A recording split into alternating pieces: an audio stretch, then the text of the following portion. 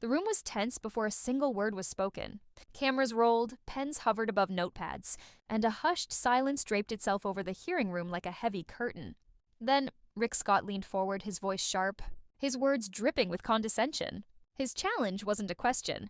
It was a performance, the kind meant to belittle, to assert dominance. The room shifted uneasily, sensing the undercurrent. And yet, across the table, Jasmine Crockett didn't flinch. Not a blink, not a falter. Just a calm, measured stare that said more than words ever could. The kind of stare that signals patience, but also a warning. Scott smirked, mistaking silence for weakness. The old trick of the seasoned politician. But Crockett wasn't just another target. What happened next? The narrator's voice would echo, left even her critics speechless. Because in that moment, the hearing room wasn't just about legislation or policy. It became a stage for something bigger. A battle of dignity versus arrogance, authenticity versus theater. And as the clock ticked toward the 30-second mark, the entire chamber, and soon the entire nation, would witness what happens when arrogance meets unshakable brilliance.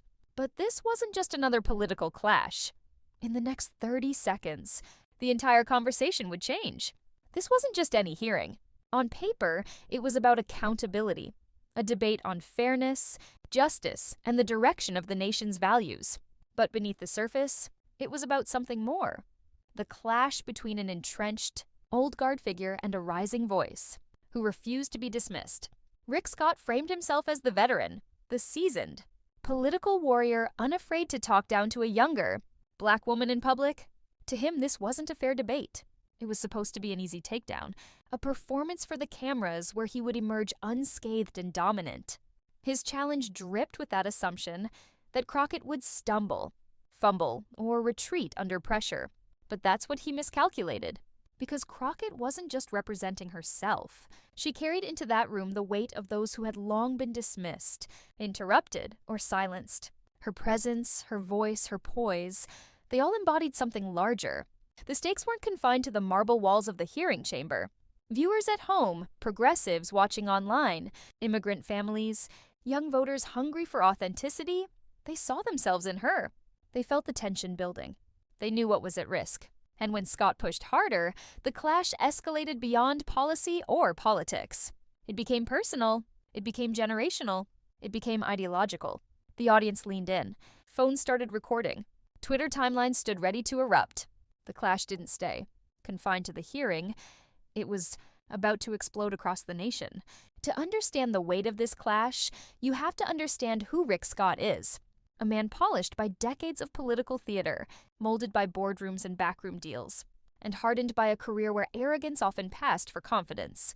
He wore his past like armor, the businessman turned senator, who believed his wealth and stature made him untouchable.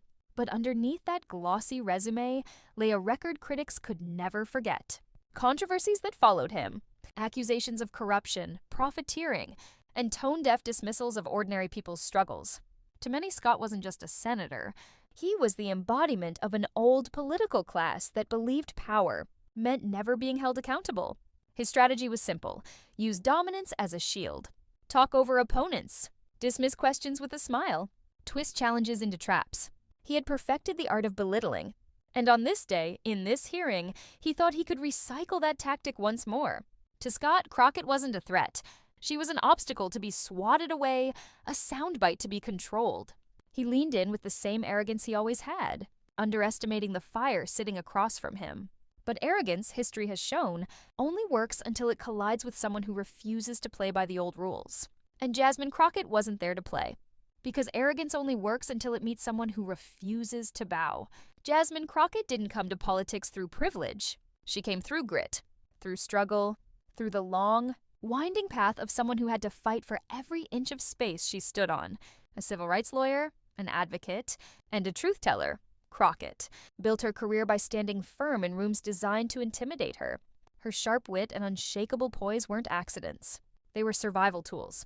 The courtroom had taught her the art of patience, the power of timing, and the sting of precision. While others played politics as theater, she treated every word as a weapon, not for herself, but for those she represented. Crockett carried the aura of authenticity. People trusted her not because she rehearsed well, but because she refused to pretend. She wasn't polished into conformity. She was sharpened into resilience. And that's why, when Rick Scott tried to corner her with arrogance and dismissiveness, she didn't flinch. She had seen this play before, the old guard wielding condescension as a weapon. But she wasn't intimidated. She was prepared. The only mistake Scott made was assuming she'd crumble under pressure. Instead, he had walked straight into a showdown he could never control. Her preparation, her poise, her presence, they made her the only one who could flip the script. Rick Scott leaned in harder, his voice rising, his words more biting. He didn't just challenge her, he sought to dominate her. The cadence of his speech carried the weight of condescension. Interruptions, dismissals, attempts to corner her into submission. But Jasmine Crockett refused to play his game. She didn't match his volume. She didn't falter under the pressure. Instead, she leaned back, eyes locked, her voice steady and deliberate. Every counterpoint landed like a hammer, precise, calm, devastating. The clash grew tenser. What began as a political debate transformed into something larger, a generational standoff. The old guard desperate to assert control versus the rising voice of a new, authentic leadership that refused to be silenced. The cameras captured every moment. The audience in the chamber leaned forward, breaths held. Journalists scribbled furiously, sensing the moment was bigger than the hearing itself. For Scott, the moment slipped from performance to desperation. He repeated himself louder, sharper, trying to reassert control. But Crockett had already shifted the ground beneath him. Her precision, her timing, it was clear she wasn't on the defensive. She was building towards something.